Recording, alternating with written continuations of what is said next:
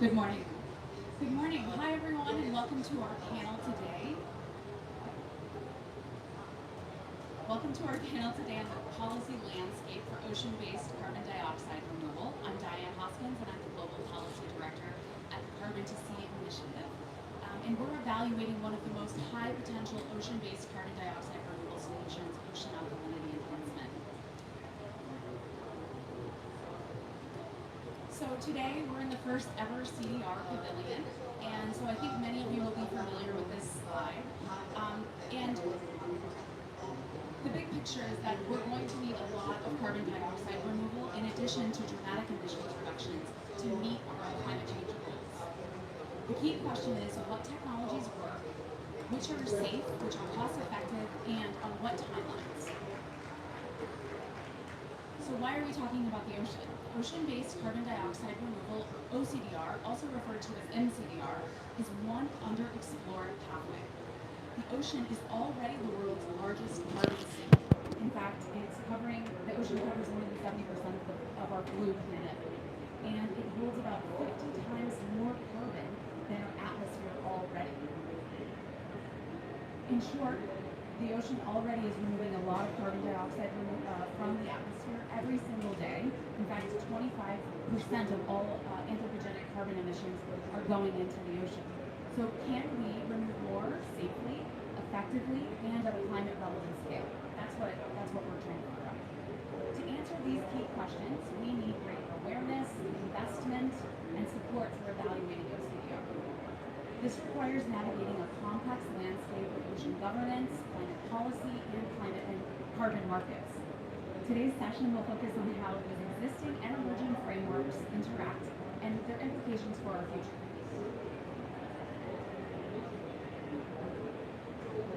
At Carbon to Sea, we're funding scientific efforts aimed at assessing the potential of one particular oCDR approach, ocean alkalinity enhancement, or OAE.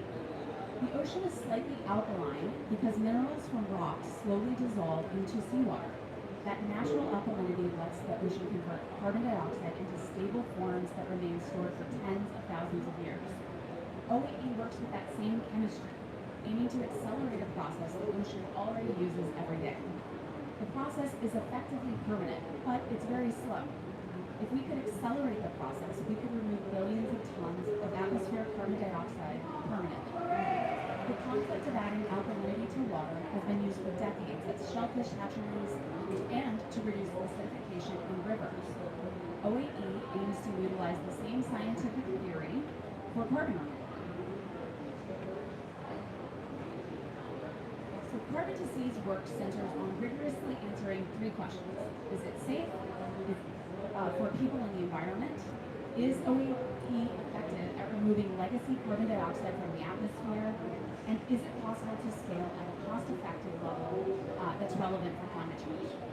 Already, leading scientists and scientific bodies like the IPCC have said that OAE is a high potential solution.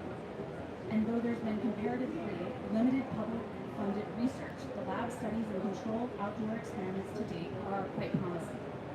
Our role is to accelerate the evaluation of OAE, and in just a few years, through just over $30 million in grants, engagement with scientists, technologists, and policymakers, the field has grown to hundreds of scientists around the world, hundreds of millions in dollars in overall investment, and established permitting pathways in the United States as well as Canada.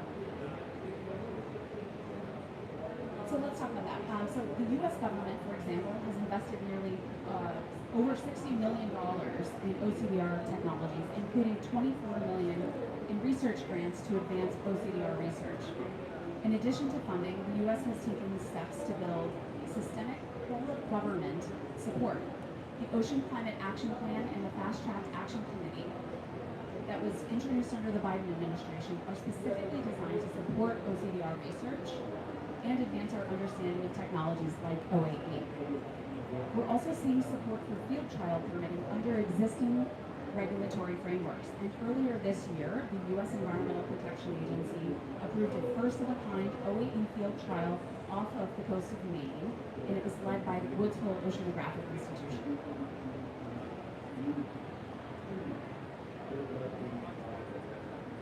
Global governments have also shown interest in further investing in oCDR research and development. So last month, the Canadian Standing Committee on Fisheries and Oceans held a hearing on ocean sequestration technologies and their use in Canada. Germany and Iceland are also home to some of the world's top scientists evaluating OAE, and the EU as a whole has signaled its interest in advancing ocean innovation research through the European Oceans Pact that was signed in June. And in China, interestingly enough, the government investments totaled about $375 million. That's about 4 times the total investment by the U.S. government. Ocean-based carbon dioxide removal is also distinct from terrestrial CDR efforts in that it's impacted by national and regional governments, as well as multiple international policy frameworks that govern our shared oceans. Better alignment and coherence between these frameworks are needed. Because of the time, I will just briefly mention one area of active discussions at the international level, which is on the London Convention and London Protocol. This convention requires parties to adopt domestic regimes related to overseeing ocean dumping. Dumping is defined as any deliberate disposal at sea of waste or other matter. Notably, there's an exception for placement of matter for a purpose other than mere disposal. oCDR approaches include a broad set of different activities, and some may be viewed as a source of marine pollution, but some may be seen as a means of preserving the marine environment. Perhaps our panelists will dive more into this topic, and we can get into it. Under the UNFCCC, more broadly, carbon removal increasingly features in nationally determined contributions and climate finance mechanisms, so this is an area of opportunity.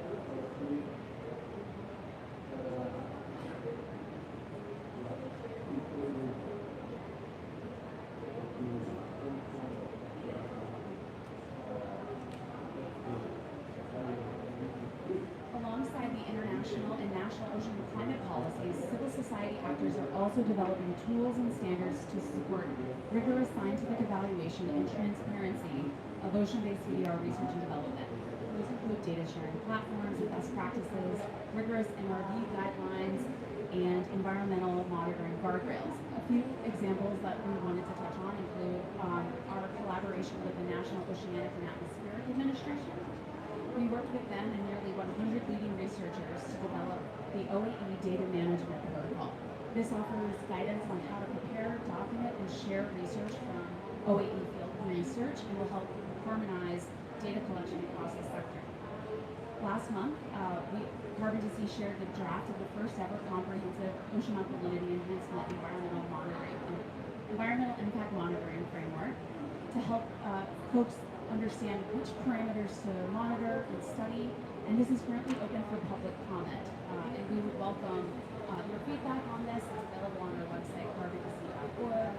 What did we get right? What did we get wrong? How can we improve? That's really an opportunity here, and to set the field up for understanding how to evaluate things, the safety of an OAE. And finally, we want to touch on the best practices guide to ocean alkalinity enhancement. This was developed by researchers at Kiel at GMR. This guide sheds light on the strengths and weaknesses, different approaches, scientific uncertainties, ecologic safety, and more, in order to enhance knowledge sharing and ensure transparency and responsibility across the OAE and research.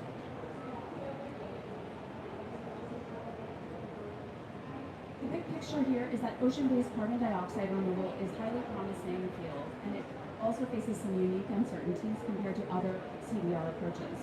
Unlike land-based approaches, ocean-based carbon removal operate in a global ecosystem governed by a mix of national policies, regional rules, and international agreements. This means that progress not just on strong science, but also on clarity across multiple layers of governance and trust with communities. We're starting to see encouraging signals from the U.S. permitting of OAE field trials, to Canada's emerging focus on research, to the EU's push for coordinated ocean innovation, and the developments under the CRCF. But these efforts are still uneven. Voluntary markets and civil society standards are evolving in parallel.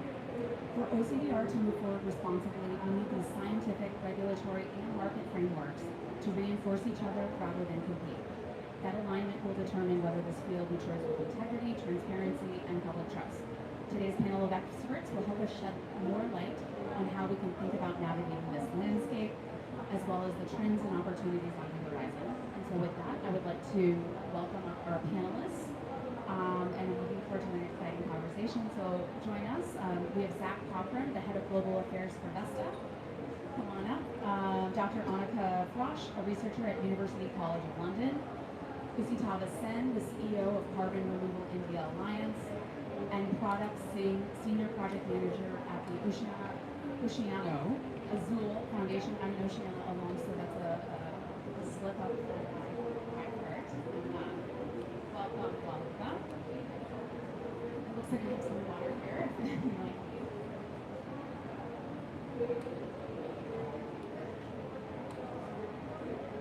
Excellent. So thanks so much for joining us. I'd love to open it up with everyone just providing a quick introduction, who you are, your affiliation, and your role in the ocean policy and carbon removal space.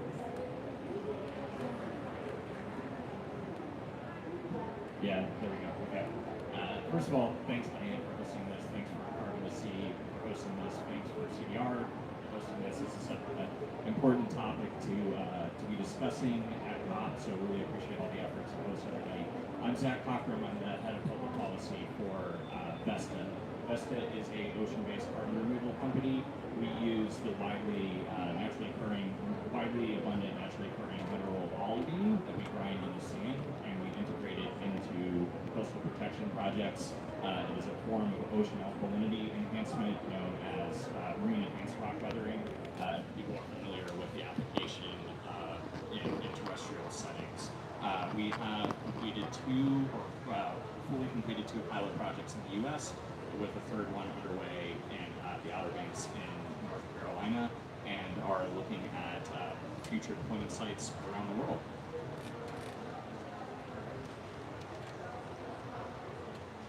Hello. Thank you, Diane, for having me today. My name is Annika Frosch. I'm a research fellow at University College London, and I'm part of the Ocean and Shipping's research group, where I'm working largely on ocean acidification governance, but also looking at the International Maritime Organization and the negotiations there, including the LCLP. I've been engaged in the work at the IMO for years now, and so I've been comparing a bit the greenhouse gas negotiations and the ones at the LCLP, and I'm looking forward to the discussion. Let's see whether it works. I think it's working. So thanks CDR 30 and thanks Diana for organizing this and inviting us, and also for the Ripple grant, because of which we are all here. So I am Kusitava Sen. I am the CEO and co-founder of the Carbon Removal India Alliance, PRIA in short, which, if I may take basis permission, something like NEP in India, covering all permanent CDR pathways, whether it is land or air or ocean. We have 21 members, which includes Marty Carbon, the winner of the X Prize. Very proud about that fact. That's a ERW company, and 3 of the top X Prize finalists are also from India. One of them is standing there. He's the director of Nationex, Biochar. So we have one MCDR company out of the 21, which is a growing area. And happy to talk about how MCDR can grow in India globally. Okay. Morning, everyone. Thank you, Diane and CDR 30 for hosting us today. So my name is Pradeep Singh. I'm with the Oceano Azul Foundation in Portugal. And what brought me to MCDR? Well, 12 years ago, when I was doing my master's, I wrote a thesis paper on it, on unilateral deployment and international law. And then that eventually took me to a different topic. I focused a lot on the precautionary principle under international law. That took me towards deep seabed mining, something that I've been working on for the last 8 to 10 years. But in the last 2 years, I started working again on MCDR issues in my previous role at the Research Institute for Sustainability in Potsdam, Germany, where we do have a project on ocean nets, so negative emission technologies, and that sort of brought me back in some capacity, including to write a recent report commissioned by the Ocean Panel, which I'll be talking about later. Well, that was actually a perfect segue, because you were a co-author of the high-level panel for a sustainable ocean economy that was released earlier this year. The report was called Principles for for effective, responsible and effective MCDR development and governance. To start, could you tell us a little bit about what motivated the Ocean Panel governance of the high-level panel? These are many high-level governments that oversee this. What motivated them to sponsor that report, and what was the gap that they saw? Yeah, sure. So as you mentioned, the Ocean Panel is a coalition of I think close to 15 governments, or maybe even more now, that typically commission reports from leading experts in the field to help them take informed decisions. And the topics are usually agreed upon by states through their nominated or designated specialists called Sherpas. And it's the Sherpas that usually discuss topics of importance for the Ocean Panel leaders to discuss. And in this case, where certain Ocean Panel members have particular interests on topics, they are more than welcome to propose these topics. So when it came to the MCDR blue paper or report, it was actually Ambassador Peter Thompson, so the Special Envoy for the Ocean, who actually brought this to the attention of the Ocean Panel members, saying that there is an opportunity with MCDR or a potential role that MCDR could play in helping us meet the Paris Agreement targets, but at the same time there are a lot of governance and regulatory and policy gaps that need to be closed. It was the UK and the UK Sherpa that was particularly interested in this, and so the UK actually funded a lot of the funds for this project, and it was then prepared, launched ahead of the UN Ocean Conference in June, where we also had a panel discussion to discuss the outcomes of the report. But again, I guess to summarize, the potential role that MCDR could play in meeting the Paris Agreement targets motivated the panel members to take this on board, but also the need to better understand what are the risks involved and how can we govern or regulate this space before large-scale commercial deployment. That makes a lot of sense. And so for folks who may not be aware of the high-level panel report, could you give us a little sense of what are the other policies that the report took a look at, and how do they interact with the field of marine carbon dioxide removal, and maybe a little bit of a sense of scale in terms of the different ocean-based climate solutions and what's their contribution? Sure. So the report, actually, we do have the scientific part of the report that really goes into detail at the different techniques of MCDR that are currently known, including OAE, which it seemed to be B1 approach that stood out that we discussed at length in the report, and sort of indicated that there might be some potential here to explore. What we also then did after having this scientific assessment or state of the art was to look into the policy frameworks. And I know Annika will be talking a little more about the LCLP framework, but we discussed the LCLP.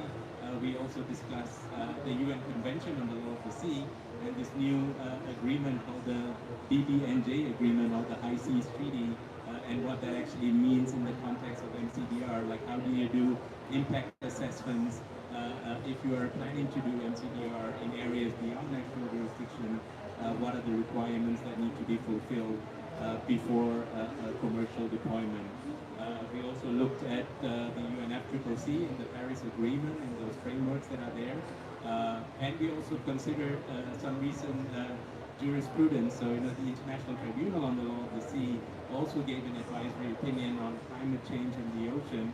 And there was actually one paragraph or one passage in that advisory opinion that spoke on geoengineering, also sort of saying that there might be some risks here, and we don't want to end up, solving one problem, but shifting that problem towards another one. And that's something that we need to fully consider when we talk about potential MCDR. That's great. I mean, so there's this risk scenario where we have the risk of inaction on climate change, and then we have the risk that we need to really fully understand as we move forward. So were there specific governance challenges that you were able to identify, and any specific opportunities to clarify those for responsible innovation and research? Yeah, I think the most prominent, I think, finding that we, or policy recommendation that we had is on government financial investment in MCDR or fundamental MCDR research. So that's something that we felt was really important, that, you know, governments develop a policy framework, a regulatory framework on this, as well as a funding program for legitimate or fundamental MCDR research. And to ensure that, you know, field trials are conducted in a responsible manner, as well as to ensure that there are, you know, strong accountability requirements for those that receive government funding, including to focus on areas like, you know, how do we have robust monitoring of ecosystem responses, reporting and verification, so MRV, monitoring, reporting and verification, transparency, but also community engagement, to socialize ideas, as well as to potentially increase the discussions of MCDR and how they have a role to play in that. And finally, we also spoke about having a standardized research code of conduct that governments should potentially agree on. And I think all these conversations most recently led to also the UCN Congress, where a resolution was adopted on this, on the need to develop a code of conduct, as well as to have international agreements that further regulate potential MCDR activities, which I think Annika will be speaking more about. Yeah, the code of conduct work has been really interesting and exciting. The Aspen Institute has worked a lot in this area. We had a virtual presentation from Dr. Sarah Cooley, who was one of the authors on that panel yesterday in the Ocean Pavilion, and David Keller, who's actually on the Carbon to Sea team, was also one of the authors of that code of conduct. Thank you so much. Let's go to Annika. Pradap mentioned the London Convention and London Protocol, and I know you were there on the ground in the room, and so I was wondering if you could help everyone understand a bit more about how does the LCLP, as it's referred, London Convention and London Protocol, another acronym for everyone, how does that impact research on marine carbon dioxide removal? Maybe you could just give us a sense of that and what was discussed at a high level. Yes, of course. Yeah, as you said, we just recently had negotiations on the so-called LCLP at the end of October for 1 week. And the LCLP is really the treaty and protocol that deal with any sort of inserting any materials into the ocean. So of course, in that way, it has an impact on research and including on MCDR. I think the LCLP has like two different strands. It is on the one hand enabling research, but it's also restricting how research can be done. So first, in terms of enabling research, it does allow certain kinds of MCDR research, but under strict conditions. And the research that is allowed is legitimate scientific research on the techniques that are, for example, one that is allowed would be ocean fertilization, but only under strict conditions. And it really requires researchers to follow a detailed environmental impact assessment framework, and it needs to be made sure that the activities that are being done are not for commercial activities, but they're not for carbon crediting, but purely to do actual research. The risk should be understood as well as possible, and there should be a solid monitoring in place. It also, in terms of larger MGE, it allows for subseabed carbon storage, so in geological formations under the seabed as well, but also that goes through a really strict permitting process and environmental impact assessments. In terms of limitations, it does limit research because the London Convention and London Protocol follows a precautionary approach. Therefore, not all activities, as I already alluded to, are allowed. Specifically, it has to be on a list of allowed activities, which currently is only fertilization. So any other activity could be seen as dumping from the perspective of the convention. So for example, OAE, as an example, is still under evaluation whether it could enter the list or not. So overall, I'd say the LCLP kind of doesn't ban MCDR research, but it does strongly shape how this has to be done. It does favor, I would say, small scale, highly controlled scientific trials rather than larger commercial deployments. So it's kind of the gatekeeper is trying to make sure that MCDR research is done in a responsible way. In terms of what has been decided, honestly, no major policy decision has been made at all. Instead, further decisions have been deferred to the intersessional working group that will be held. I think it actually starts at the end of this year, but usually held, I think, in March of next year. And they have gotten terms of reference in terms of what they have to discuss. And there are some key issues from marine geoengineering at large that need to be discussed during that time. The first one would be the intersection of financial interest and legitimate scientific research. The second one is definitions, including the one for OAE, for example, amongst others. And then also it should be considered how to get governments to apply the assessment or the draft assessment frameworks on 4 different topics. Well, one is ocean fertilization, that is ocean alkalinity enhancement, biomass sinking, and albedo-nidification. Also, as has been already mentioned before, there will be some discussion with the intersection with the new BBNJ agreement. Even though that had been a bit contested, this is on the agenda now. And there has also been discussions on Science Day next year that will be held in March. And Science Day, there were 2 topics that were specifically parties were particularly interested in. One is on marine geoengineering and the global south, and one is on marine geoengineering and ocean acidification.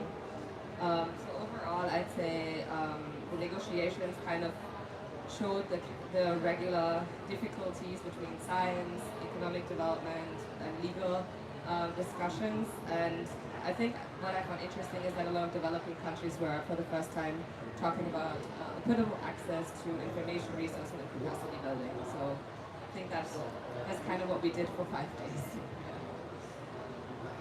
Very interesting. I know most of us at the COP are coming at this from a climate perspective, or from the climate policy space especially. And I know that the types of negotiators that attend this meeting are quite different from the negotiators that attend the LCLP meeting. And so I'm wondering if you could say a bit more about this disconnect between the LCLP negotiators and the UNFCCC negotiators, and who was in the room or who wasn't in the room that should be in the future for the LCLP, and vice versa. Yes, yeah, of course. Yeah, you're completely right. So the negotiators that go to the MCDR or the LCLP discussions, and even to some extent different from the ones that go, for example, to other greenhouse gas discussions or other discussions in the IMO. So I can definitely see there's a bit of a disconnection between what we're actually trying to solve, which is obviously climate change, and what is being discussed during the LCLP. And I think it sits specifically awkwardly with mitigation and adaptation efforts that are being discussed here, and it's not really something that is being talked about, why we're even talking about marine geoengineering in the LCLP. So that's definitely a bit unusual. And the second thing is that I think there's a bit of disconnect also from the ocean at large and how climate change affects the ocean. So I think if we really wanted to make progress on this topic, we need to situate it more carefully within climate change and ocean issues, which I don't think, it seems quite isolated and siloed at the moment. It doesn't really sit between those topics, and why it's not really being addressed why we're actually talking about MCDR. That's a bit left out from the negotiations, I would say. I think we need a more comprehensive approach that can avoid unnecessary risks and costs, but also maximizing benefits. And so we need more alignment, I think, between those different topics. I also think there's actually a great opportunity that we really rarely, as lawyers, get in the International Maritime Organization or in any international law or international environment law specifically, which is regulating actually something that is probably about to happen. So research will happen, probably deployment will happen. So I think it makes sense to have a discussion about international regulation to make sure it's done in a proper way. But I think sometimes I'm missing a little bit of the urgency, or actually like understanding that this is something very practical that we're discussing. In terms of who wasn't in the room, I think I would like to see some more diversity. There's a lot of the same voices over and over and over again, and they don't really provide any room for others to step in. I think there's some problem here with visibility, sometimes with funding of this issue, which makes the same voices that have always the same opinions reappear every time on the discussion. I think it would be good to have some more support citizens and LDCs just generally to participate, understand what this is about. Yeah, I think maybe Science Day is, for example, an opportunity to take care of that. Okay, so let's just talk about Science Day for just 1 second. Okay. What does that look like? How is this an opportunity for scientists? How could they get involved if they're not already? Yeah, so from my understanding, Science Day is basically a day that is dedicated to a specific topic, as I say, for example, ocean acidification, oCDR, or the Global South, and it's normally hosted at the International Maritime Organization in London, but it can be hosted by other countries as well. For example, if it was about the Global South, it would make sense to host it in the Global South, I guess. So countries can volunteer and receive also support from the IMO to host this.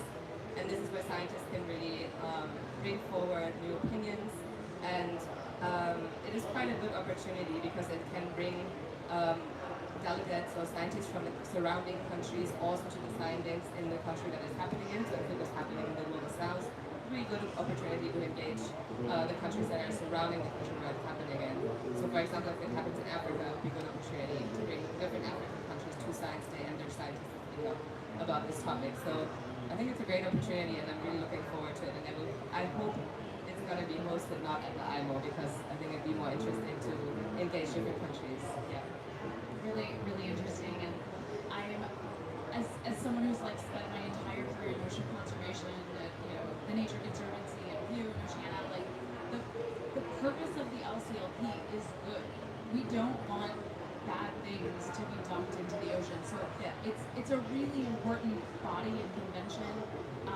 And so the key question is, how do we appropriately evaluate these trade-offs in a way that we can really meet our shared goals of ocean protection and climate mitigation, and even potentially adaptation for some MCDR approaches. So I really appreciate you kind of opening the curtain a little bit for the IMO, which is a bit complicated and hard to understand for many. Let's go and use that. Zach, Vesta has pioneered some early research and field work in the United States, both in New York and North Carolina. Can you tell us a little bit more, especially about the North Carolina project? What did it take to navigate the permitting process? What gaps or uncertainties in the regulatory landscape do you see, and what makes it difficult? Or you got a permit, so let's tell us a little bit about that process. Sure, happily. It's going to bring back some PTSD for me, for sure, navigating 18 months of permitting. I think actually we look at the LP and LC, there is significant guidance because of that treaty about how to regulate the disposition of sediment into ocean waters. And so many countries around the world have existing regulations for beach nourishment, offshore disposal of sediment, and a variety of different applications of putting sand and other materials into the ocean. And we are very, very similar to that. We are also different because we're not merely for the purposes of disposal. We are also trying to remove carbon dioxide. So without going into the whole history of the different overlapping regulatory regimes in the U.S. between the Clean Water Act and the Marine Protection and Research Sanctuaries Act, where we actually found ourselves in the middle of our permitting process for this project in North Carolina, was we had realized that there was long ago a handshake agreement, it seems like, between two overlapping agencies over who got what regulatory pathway in the ocean, and we happened to walk right into the middle of that jurisdictional question. So fundamentally, we were proposing to deploy 8,000 tons of olivine, and this was done on top of a recent beach nourishment project in the Outer Banks, which is an activity that occurs regularly. And What's beach nourishment? Beach, great question. So in communities that are regularly losing their beaches because of erosion and coastal storms and sea level rise, it's a lot of these communities, it's a standard practice to come in and add more sand to the beach to restore that beach, often for tourism and recreational opportunities. There are obviously questions about the environmental impact of that in and of itself. And so there are challenges of integrating into something that already does have environmental harm as well. And that is a kind of standard set of questions that you have to answer in integrating into these projects. And then there are the extra questions around your carbon removal. And so we were the first project in the United States to get a permit, a standalone permit for oCDR.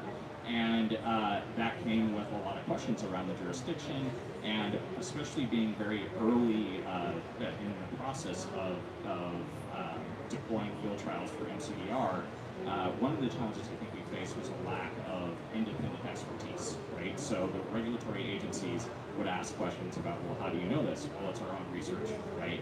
And so asking, and at the same time, people were hesitant to come in and, of course, vouch for this, right? I think in the subsequent couple of years, there's been a lot more advances in the science. There's been a lot more advances in environmental assessment frameworks of how to do this properly, and I think that's going to be really key wherever we do our next project in permitting, is to be able to bring in, don't just trust us. I understand we're a private company, and we have reason to be suspicious of the private actors with motivations. We need independent experts to be part of the permitting process to help agencies better evaluate our activities. So you've worked in the ocean policy for many years in conservation. I'm curious if you could say, how does the policy context for ocean-based carbon removal differ for example, land-based approaches, and how are you incorporating safeguards for ocean health into your projects?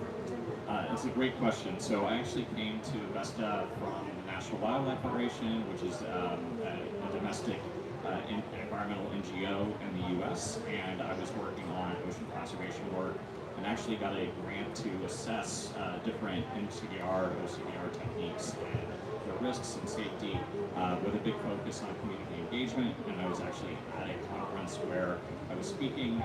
I was in the audience and I grabbed a mic and I was thanking everybody that had stayed for the afternoon of the conference to discuss community engagement. Half the conference left after the technical life cycle assessment and measurement reporting and verification conversations.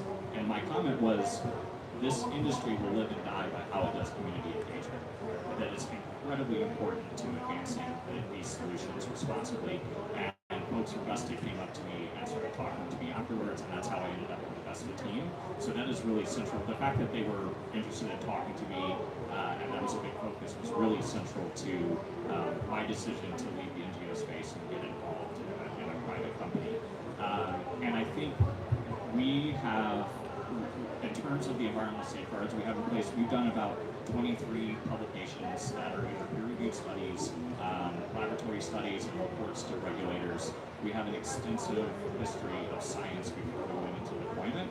We are also a research NGO. Hourglass Climate is independently monitoring our deployment in North Carolina. And the example I always like to put out is when we did our first 3-month update to the community. We brought stakeholders from the federal government, from the state government, from the local community, and we saw the scientific results of our field deployment about 5 minutes before everybody else did, and only because they had to send us the PowerPoint to put up on the projector. So when we say that it's being independently monitored, that is very true. The results are shared with the world, whether we like them or not. We think it's incredibly important to advancing the solution responsibly. Once again, independence. Once again, don't trust us. Look at other scientists, look at other people's work, and evaluate based on that. Of course, we are always, as part of our learning process, going to do our own environmental assessment. We are going to compare all the work that we need to, but there also will be and need to be independent sources of data confirming what we're saying. Makes a lot of sense. I think one of the areas maybe someone will ask us about is this question of legitimate scientific research. It's a big topic at the international governance level, and the key question is, what's the appropriate role of the private sector? And so what we're seeing is a real need for the private sector to play a role, and for independent research to happen alongside it. And so that's a really interesting model. Maybe we can talk more about it.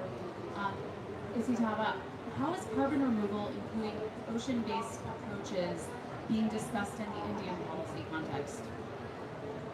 Yeah, good question. And I must first admit that I'm not an expert in MCDR yet because MCDR is yet to take off in India. So I will talk more about from the context of the private sector and also from the context of the overall climate policy and traction that is seen as running free from the government of India. So CDR itself is not in the mainstream in the let's say climate discussion in India yet.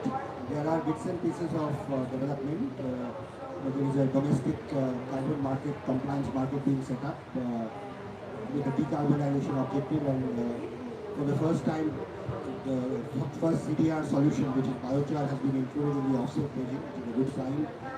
There is a government think tank, policy think tank called Niti Aayog, which has recently taken interest in both CDR as well as geoengineering together. The Department of Science and Technology, which is in charge of bringing new innovation which can scale in India, is studying ERW and its potential, enhanced rocket weathering and its potential to rapidly grow in the country.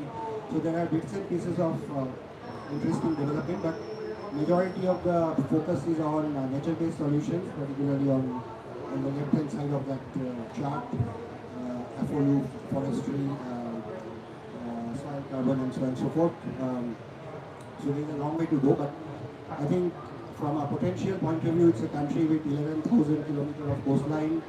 Nobody can ignore that. I think it has the 18th largest special or whatever economic zone that we call about, exclusive economic zone.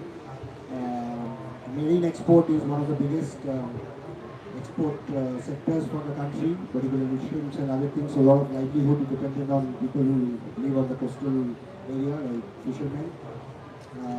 But private sector activity is limited. We have only one company which is more into macroalgae cultivation. So I see good opportunity for biotic MCDR solutions like macroalgae cultivation, seaweeds and others, and also mangrove. We have lots of mangrove in Orissa, in Sundarban. There is a big UNDP and Global Climate Fund, GCF funded project for 5,000 kilometers of mangrove cultivation. So that is one clear opportunity. The other clear opportunity I can see eventually is alkalization. Because we already have companies like Mati Carbon, which is doing the application on soil. So if there is an incentive and comparative cost benefit in favor of, let's say, instead of applying it on agriculture soil in ocean, there should be no reason, because India has lots of olivine and basalt rock because very hot and humid climate, which I believe helps this deployment. So there is a good amount of opportunity. Also, it has world-class scientific infrastructure. There is this National Institute of Oceanography, NIO. There is Indian Institute of Technologies, 6 or 7 of them, which are also among the top 50 global technical universities, just like MIT. So they have lots of capability to do world-class cutting-edge research. Maybe in collaboration with global universities. But we have to find the right mix of incentive and finance. And I have some ideas that I can share if you ask me a subsequent question on how what we have learned from land-based application and how can that apply to MCDR in terms of starting and scaling MCDR. Do you want me to share that right now or later on? I was going to actually ask you how can emerging economies position themselves within the MCDR space, and perhaps you can draw on the lessons you've learned from terrestrial CDR, both in India but also for other emerging economies. Absolutely.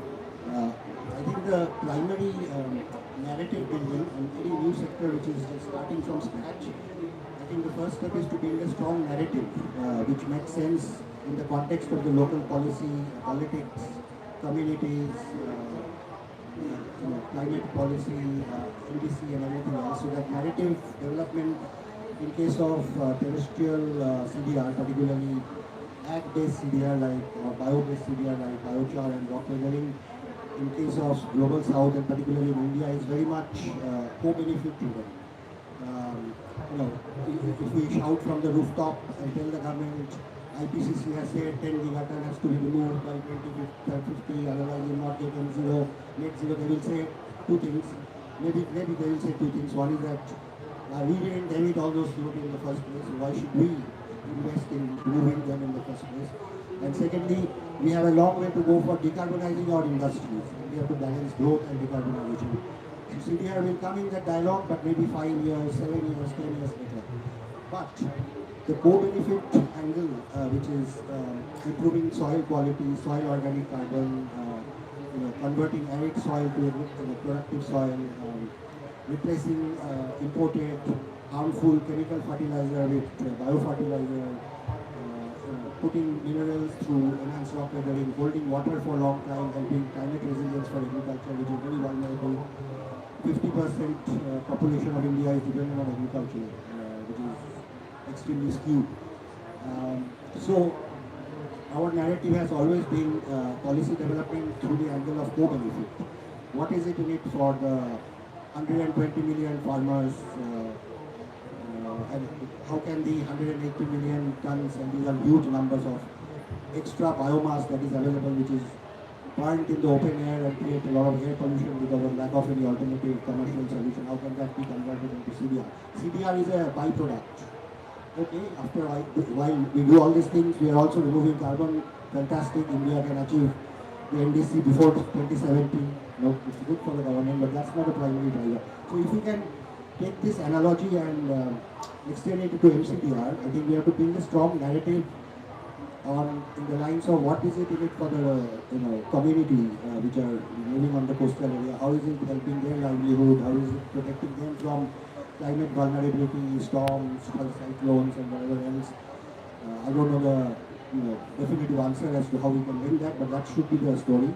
And I think any industry, when it is risky, and I agree with all the points on developing science and MRD, which, as I said, we have the capability, but finally commercial scale pilots at least must begin, because without the market forces things will not take off in the large scale.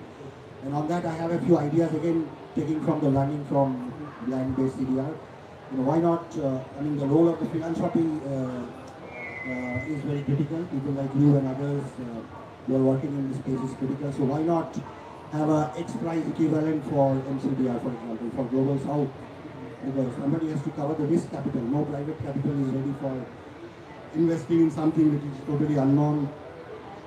Nobody knows how much it can scale up, where it can get stuck, whether government will give permission. So philanthropy can cover this through some kind of risk capital. And also, PI is doing a fundamental field trial with the Indian Council of Agriculture Research just to measure the soil benefits and agriculture benefits for biochar and rock weathering by participation of companies on what it actually works or doesn't work in the Indian condition. So something similar can be funded, an IIT or an NIO can be funded by somebody to do some field trials. I think already things are happening. I mean, I'm recently getting a lot of these calls from international NGOs, not just yourself, but Hourglass, Climate, EDF, they're all interested in MCDR, Climate Works Foundation. So I can clearly see the interest in the philanthropic community. So some funding can be spent on field trials, which will build evidence, which is first requirement for any policy decision, because without evidence, the government will not even listen to us. And the second is we just launched here in COP Global Carbon Harvest Alliance, which is between Brazil, India, and Kenya to start with, focusing on soil organic carbon, biochar, and rock weathering. So why can't we have a Global South Ocean Alkalinity Alliance led by some country, because ocean in any case is a multi-country territory. Nobody owns the ocean, so it's more applicable to have collaboration between countries which has huge coastline and a lot of blue economy, right? So that's my second idea. And the third idea is basically these three. Why not kind of a prize or philanthropic capital or a blended finance model? Why not a international alliance, and why not invest in field trials to help private capital to come eventually? Sorry if I took long time. This is great.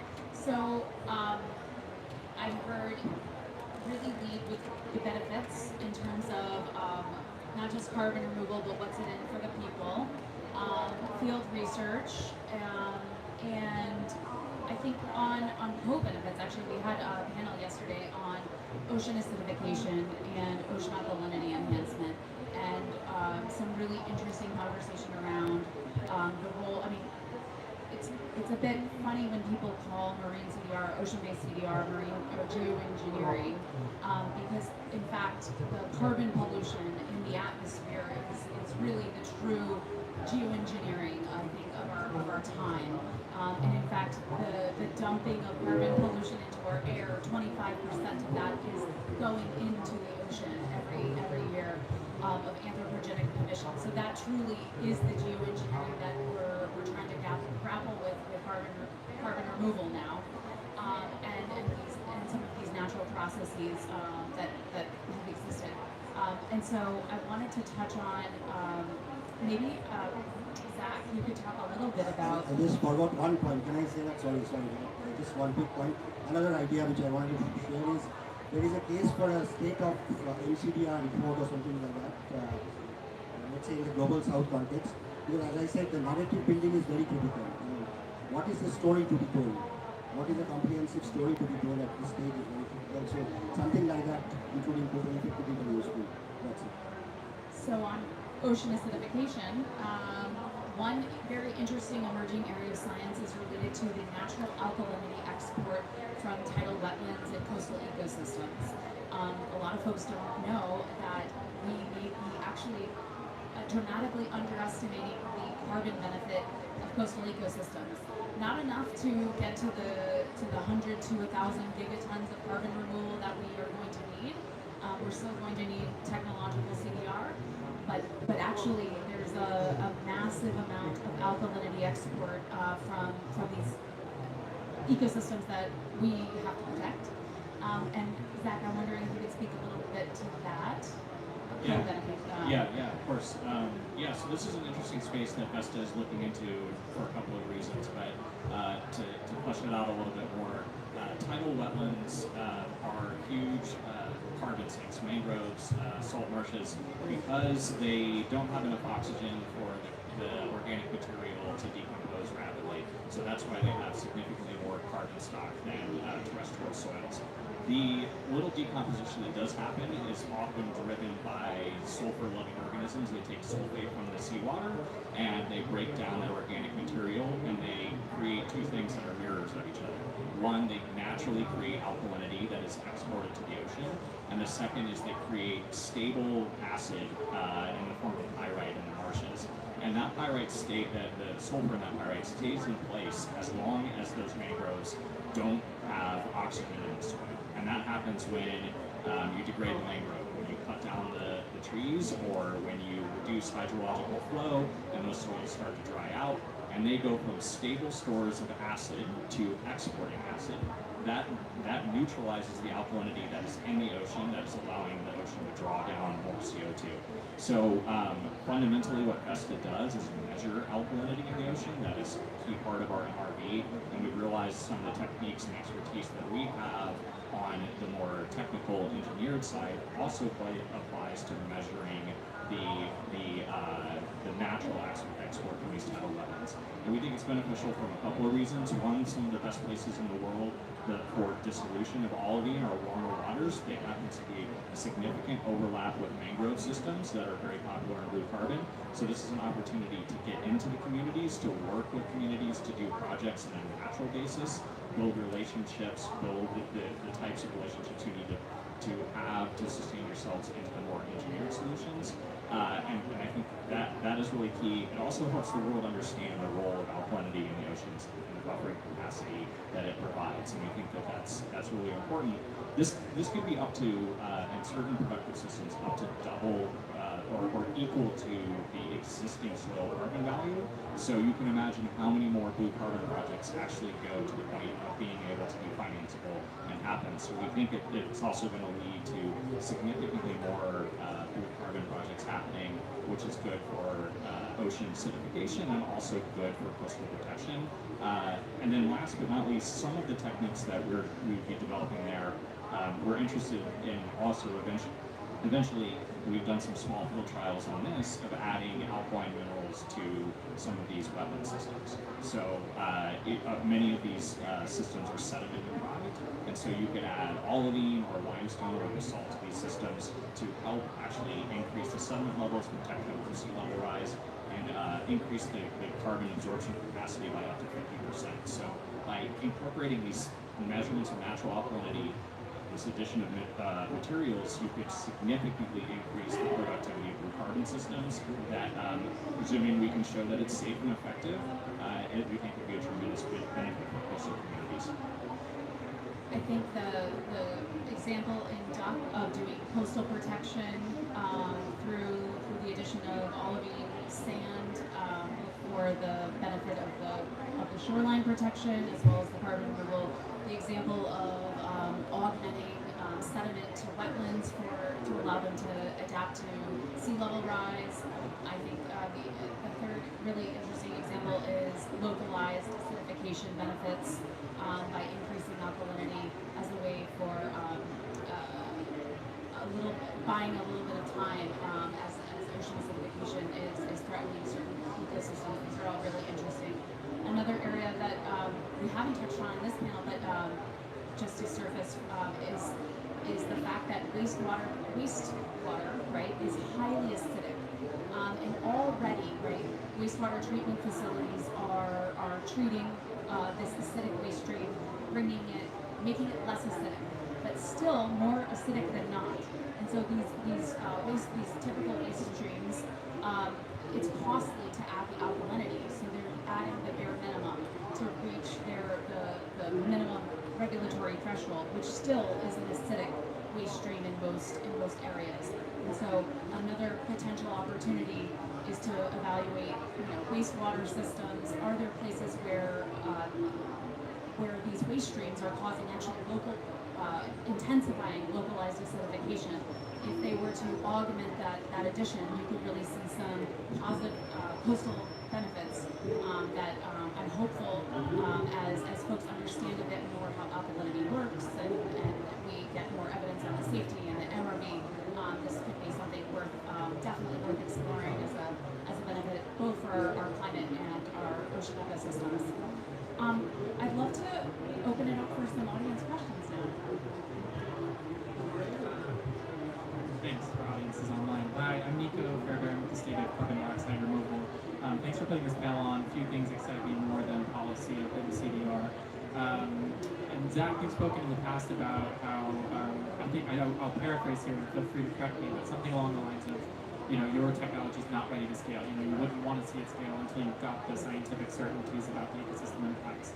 So I'm curious while we have this policy panel here, if there's anyone who might be able to speak to whether you feel like the current policy framework is sufficient to strike this balance between commercialization and research, and if not, what would it take from a policy perspective, maybe international law perspective, to create the right mechanisms that help to ensure that commercialization does not advance too quickly, but also that we're not hampering marine CDR too much to meet the climate moment. I hope that makes sense. Okay, I'll start. I'm sure there are others that have opinions on this.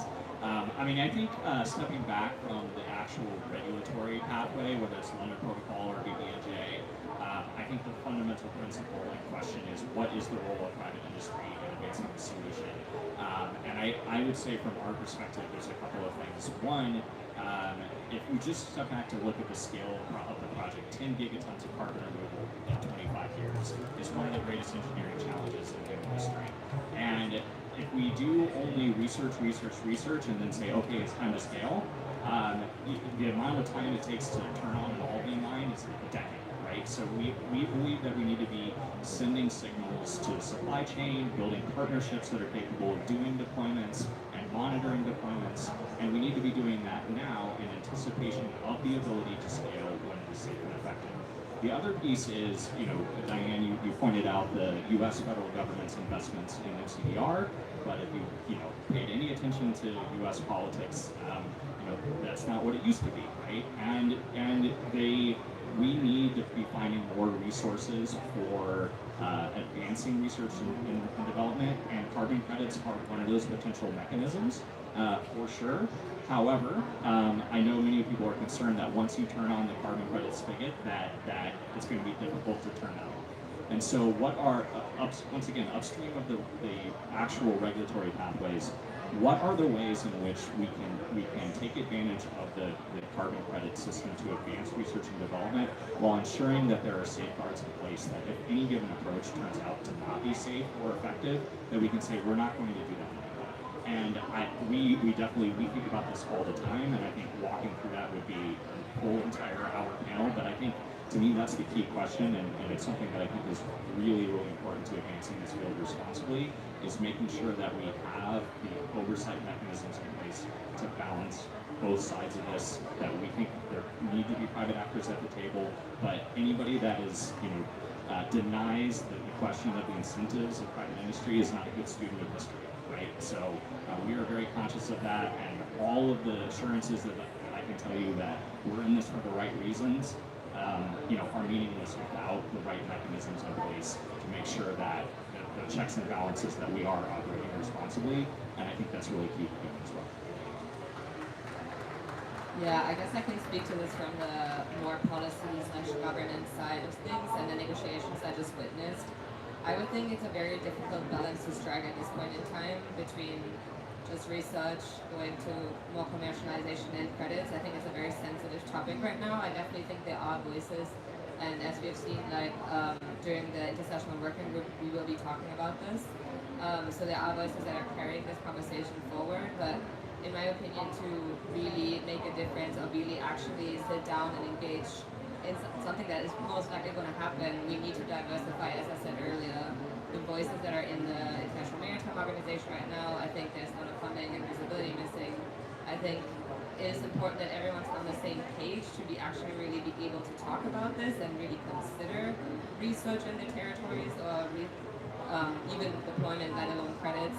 I think there's a lot of sensibility, especially in the IMO when it comes to credits, especially. We just went through the greenhouse gas emissions discussions, and there's going to be a crediting mechanism there, and there's been a lot of talk about inequality that can happen because of that, because of administrative difficulties, for example, in the global south. I think that's definitely hurdles we have to take, and we have to just really open up for that and really engage with what would that mean for the trading. How can we really engage in everyone in this without really significantly putting hurdles for some countries and making it easier for others. So I think there needs to be a lot of fairness in this conversation.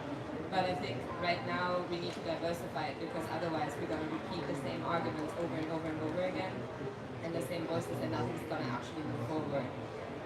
So I'm curious to see how it's going to develop, since this is on the agenda also for next year. But I definitely think it's a very difficult intersection right now. I just think we need to be open-minded and not just talking from one perspective, but also say, what does it mean for everyone? Is everyone on the same page? I think that's the most important part. Yep, happy to jump in here and maybe to also share some perspective from the other area that I work in on seabed mining, because there are some parallels here. I think Anika mentioned, the opportunity to regulate an activity before it really starts, and that's what the precautionary approach is all about. We talk about scientific research. In the case of deep seabed mining, there's also exploration, which some contractors like to say is scientific research, but it's applied, so it's really with the view to exploit those resources. And then you have commercial scale activities, right, in deep seabed mining. And so that's the conversation that we're having right now.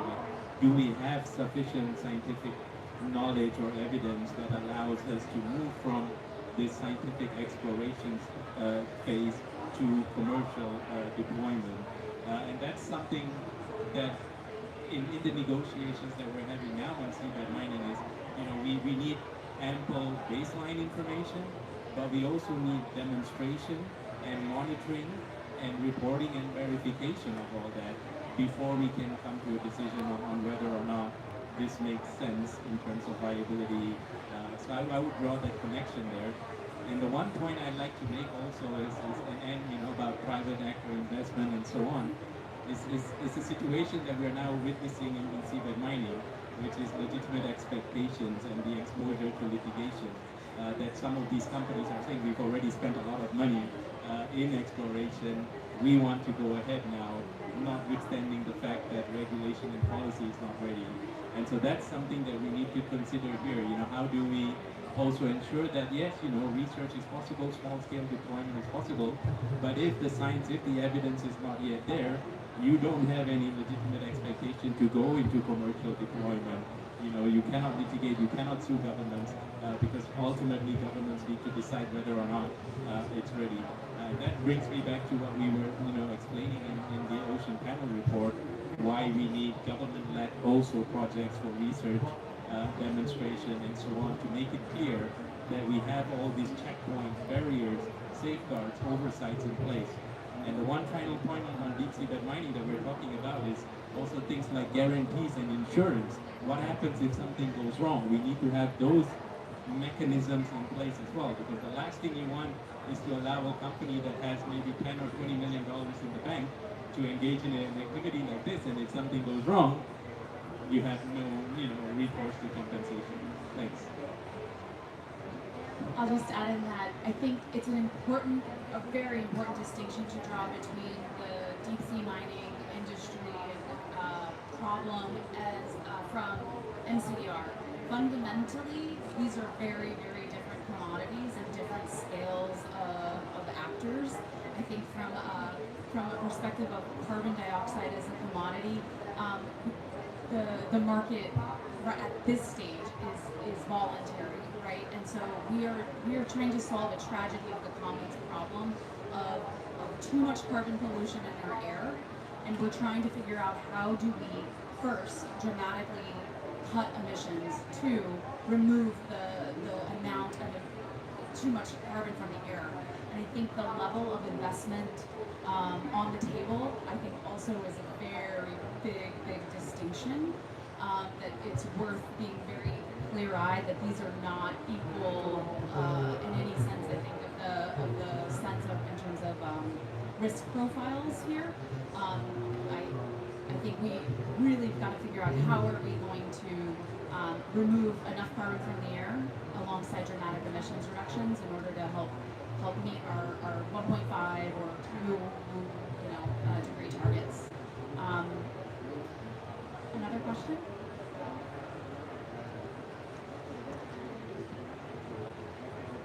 Thank you. It's been really good to hear the opinions of the panel just now. And I should say, I'm David Manning from Newcastle University in the UK. The angle I'd like to come to this with comes from something that Zach said he deployed 8,000 tonnes of olivine. Now, maybe in 10 years' time, we'll have the 8 million tonnes of olivine per year. So the question in my mind is this: that has to come from a mine on land. You can't come from anywhere else other than a mine on land. And of course, the mining on land for 8 million tonnes, that's a huge operation. So you need to get the mining industry there and to work within their permitting system and within the protocols that they use. Are they ready to do this? Does the permitting system work already to allow scale of large open mines of that type wherever in the world? Because very often these olivine-bearing rocks are in very sensitive biodiversity locations where you really don't want to do any harm to that biodiversity, you really want to improve it.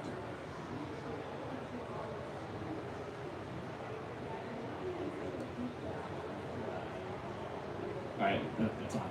Great question. I feel like I have enough to deal with just focusing on the permitting of our solution alone. I mean, I think that there are so many questions like that. I mean, you're right about where all it occurs. It is also incredibly abundant, right? So it is going to depend on what the regulatory regime of any given country and how they approach it. And I actually think this speaks to a really important important point across the board, which is we are a 5-person company. We're expanding. We hope to do that. We cannot and we should not do this by ourselves, because there are 100 questions exactly like this. Well, what is this going to look like with this part of it? And we try to do our best to answer all those questions, but we need civil society, NGOs, researchers, academics, governments alongside to help answer some of those questions, and actually to start help answering some of them sooner rather than later, because if that's going to be a barrier to scale, and it means that we can only go to 50 million tons or 100 million tons, we should know that as soon as possible and make evaluations. So we try to do our best to do the techno-economic assessment and look upstream and look into the future, but there are constraints on what we can do as an individual company to assess all of the supply chain challenges, and it's a great space for more people, more researchers to get involved and help figure out some of these questions.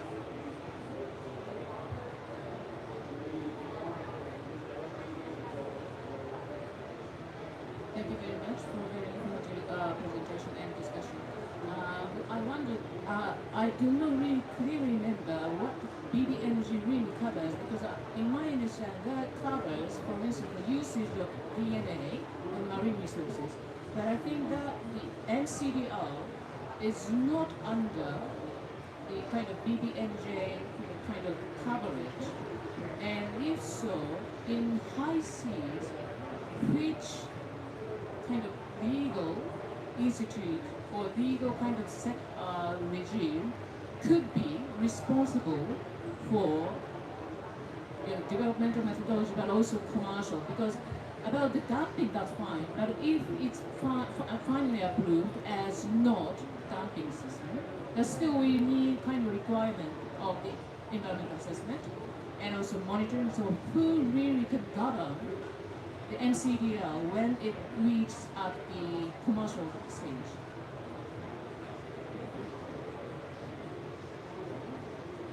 Yeah, so at the moment, obviously, as you say, we have for the national jurisdiction and EEZs, we have UNCLOS, so United Nations Convention on the Law of the Sea, and we have the London Convention on Protocol for these areas. But the BBNJ is obviously covering the high seas, so the areas beyond national jurisdiction. So there would definitely be the instrument that we would have to look at when we're looking at regulation. Obviously, this is still all in its infancy, but that's why we are trying to explore the overlap between MCDR or geoengineering at large and the BBNJ agreement. And I mean, I'm not an expert on the BBNJ agreement, but it does call for environmental impact assessments. It talks about marine protected areas. So I guess there are a lot of unanswered questions right now that need to be understood as to what impact that has for these practical issues. I don't know in terms of, and I'm sure some of my colleagues around can answer this better, I'm not sure if the high seas are the best or most viable place to deploy MCDR activities in the first place. I mean, I'm not aware of any trials or anything, so maybe anyone can speak to that. So I don't know if that would naturally happen there or if they would rather happen in EEZs, etc. in the first place. Yeah, thanks. I'm very, very happy to explain more about BBNJ, having been involved in the negotiations as well. You are right. One of the primary pillars of BBNJ is marine genetic resources, but there are other elements or other pillars to it. The other one being MPAs, the creation of marine protected areas that is not necessarily linked to marine genetic resource exploitation. But the BBNJ agreement allows for the conference of the parties, which will soon exist next year with the BBNJ agreement entering into force, that you can create marine protected areas. And the other pillar, another very important pillar, is environmental impact assessment. So before any proposed activity that is considered to be risky is carried out, there is a need for environmental impact assessments to be prepared, and that will be circulated across the conference of the parties for comments and feedback. Of course, the state can then decide that, look, we've taken all of this into account, we're going to go ahead, and there's a notification process and so on. But marine CDR will very likely fall under this requirement that an impact assessment is necessary, and the process will be described. Once we have the conference of the parties meeting, I would assume this would be one of the topics. But it's a really good question as to what sort of NCDR interventions will happen that far out, beyond 200 nautical miles outside and in the deep ocean. But yeah, it will apply to BBNJ. Another question?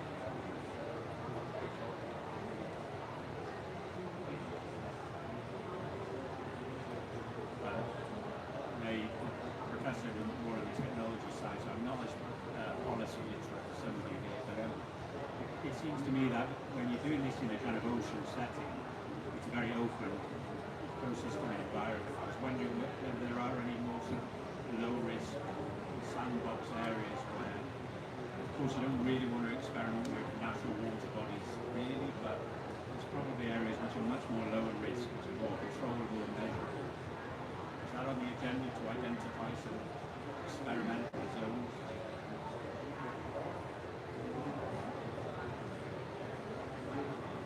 I can talk about this from Vestas' perspective. Sometimes, I mean, if you could find places where you could collaborate research, that is great. But sometimes I worry about places being designated on the map as, you know, a sacrifice zone.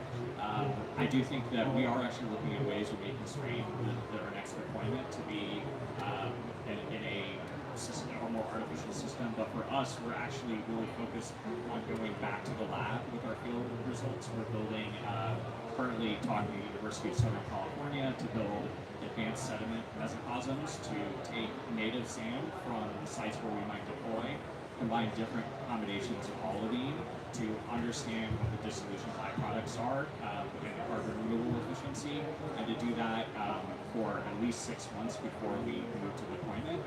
It is not a perfect analog to a open system, but at least can get us close to understanding what the risks are, what the efficiency of carbon removal would be, pair that with ecotoxicological exposure testing, and do all of that extensively before moving to our next deployment, and then also constraining the size of the next pilot project so that it is small enough to not have any significant long-term risk, and only scale up further if the lab data and the field data seem to align. So we do think it's important to be testing in the field. We also think it's really important to have really extensive, thorough pre-deployment testing before you do that. And absolutely, we are interested in trying to find ways to integrate into projects where there is minimal risk to the ecosystem or to the communities. And I think there are many ways to engineer around doing that well. I can just add that Carbon to Sea is partnered with Plymouth Marine Laboratories on an environmental impact monitoring framework. It outlines exactly step by step how to go from in-lab research, so bottle-based, for example, dissolution work, to mesocosm work, which is highly controlled, separated from the ocean, then to small and highly controlled field research trials. In many places, research on OAE has been going on for probably more than 30 years now. We've seen a dramatic uptick in recent years, and the National Academies of Science has called for the next step to be in water field research tests following this extensive lab mesocosm work. But as new feedstock innovations, these need to go back to step one to make sure that we're testing for dissolution safety. And we're really excited that this process is outlined in the environmental monitoring framework, and it's open for public comment. So we hope folks will take a look at that, provide feedback, and we hope that it will be a great resource for everyone who's looking at considering field research in this area to help guide the safety. So I think I will now take it to our last question and open it up. So let's close by looking ahead. We've heard about the need for greater policy coherence and governance frameworks, some of the exciting research progress on the ground, some persistent gaps in awareness that remain, and some optimism for new ocean-based carbon dioxide removal solutions and ocean alkalinity enhancement. So to realize this potential as a carbon removal solution, I'm wondering if each of you could give us 2 or 3 opportunities that need to happen in the next couple of years to make progress.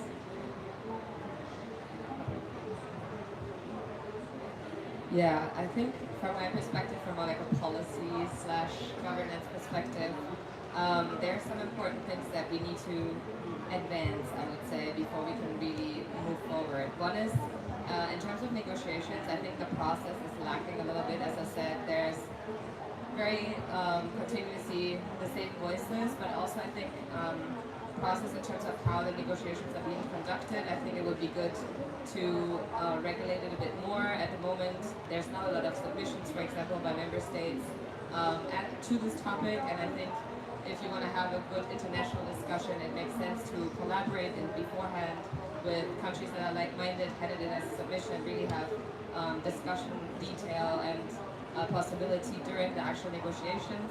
That also enables governments to go back and ask for permission from their heads. So I think that's something that is really important and need to be moved forward, and I think that is possible by diversifying voices. I think also what is really crucial is to connect different types of voices, which is the scientists, people on the policy and governance level. I think there need to be more interdisciplinary cooperation. That is still not happening enough, and I think the same is also true between disciplines. So ocean, climate change, MCDR, I think all of these things are trying to do the same things, but they're not really working together that much, and I think that's something where I would really hope that we see better cooperation in the future. I think that's for me the most important things, yeah. Yeah, if I can just quickly say, at some stage it has to move out of the lab to the field. Otherwise, we might be able to just do academic research for next 10 years. We don't have so much of time, which is what Zach also talked about. So I think along with data and evidence and research, which is anyway happening across the world, that should continue to happen. But I think there is a big case of creating a strong case for MCDR at the economic, community, livelihood, income level, and also climate level. To answer the question why, what, and how, that is very critical. Without that big picture, we may not be able to proceed forward from research to, if not gigaton scale, at least whatever ton scale, and that is where the potential lies.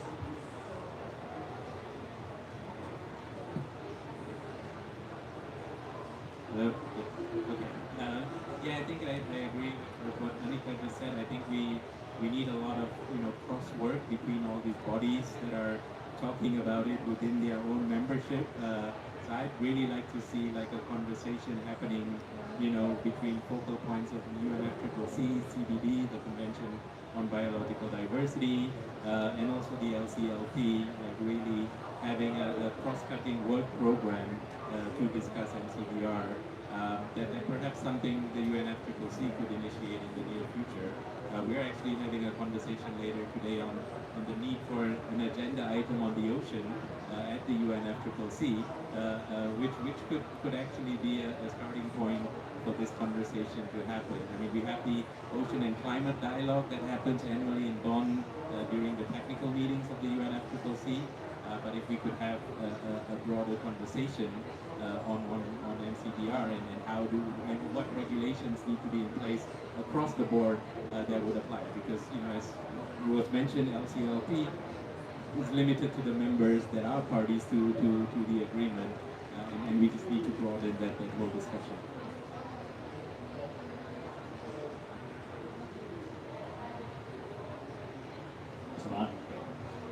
Yeah, I would echo a lot of the thoughts throughout, just now and throughout the panel, that we need more climate policy folks talking to ocean policy folks to make sure that we're aligned, because I think, to summarize something that came up a lot, the cautionary principle applies both ways here, right?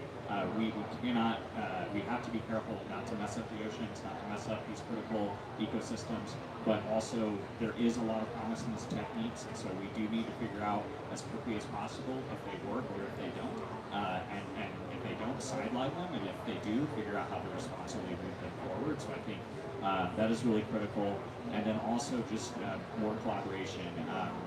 We really see our role as trying to be a hub to bring together researchers, NGOs, academia, governments, to try to make sure that we are all talking to each other. One of the examples I like to point out a lot is independent techno-economic assessments of our approach. said, oh, the life cycle analysis will never ever work on olivine.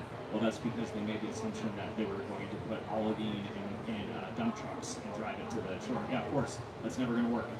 that is, you burn way too much fossil fuel doing that. So I think it's one small example of where we need to have better dialogue with academia and researchers to make sure that we are applying these questions to real life deployment scenarios to make sure that we are answering the questions that are really important to how this might actually be done in the world, and that can only be done through more conversation between the private actors, researchers, governments, and other stakeholders. Excellent. So just to wrap, I think it's important to acknowledge that climate change is the greatest threat to our ocean's health and marine ecosystems. That carbon pollution in the form of carbonic acid, 25% of all emissions are ending up in our ocean every day.